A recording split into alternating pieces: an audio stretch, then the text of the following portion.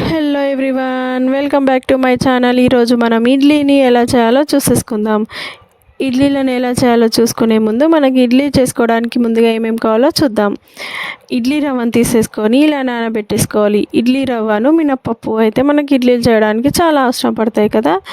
ఇలా ఇడ్లీ రవ్వను తీసేసుకొని నేను తడిపేసి పక్కన పెట్టేసుకున్నా. వాటర్ పోసి నానబెట్టుకొని పక్కన పెట్టుకున్నా. ఆ తర్వాత మినపప్పును తీసుకొని 2-3 సార్లు బాగా కడిగేసి ఈ మినపప్పులో వాటర్ పోసేసి ఇలా నానబెట్టేసుకున్నాను. నైట్ మార్నింగ్ అట్లా నానబెట్టేసుకొని ఈవినింగ్ పట్టేసుకుంటే చాలా బాగుంటుందండి. ఇప్పుడు ఆ మినపప్పునైతే ఇలా గ్రైండ్ చేసేసుకున్నాం కదండి. చూడండి, ఆ మినపప్పునైతే ఇలా గ్రైండ్ చేసేసుకొని ముందుగా నానబెట్టుకొని పక్కన పెట్టుకున్న దాంట్లో అయితే ఈ మినప్పిండిని అయితే వేసేసుకున్నాం. ఇలా మినప్పిండిని ఇడ్లీ రవ్వని బాగా మిక్స్ చేసేసుకోవాలి. ఇలా మిక్స్ చేసేసుకొని పక్కన పెట్టేసుకోవాలి.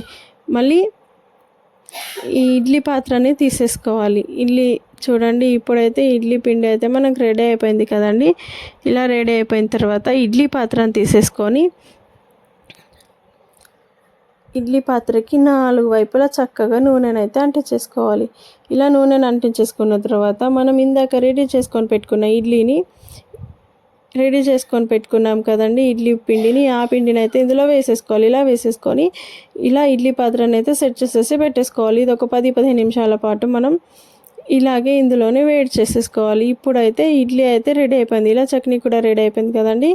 ఇప్పుడు ఇడ్లీలు కూడా రెడీ అయిపోయాయండి. ఇంకెందుకు, తినడమే ఆలస్యం. Thank you for watching. నా ఛానల్ని సబ్స్క్రైబ్ చేయడం మర్చిపోకండి.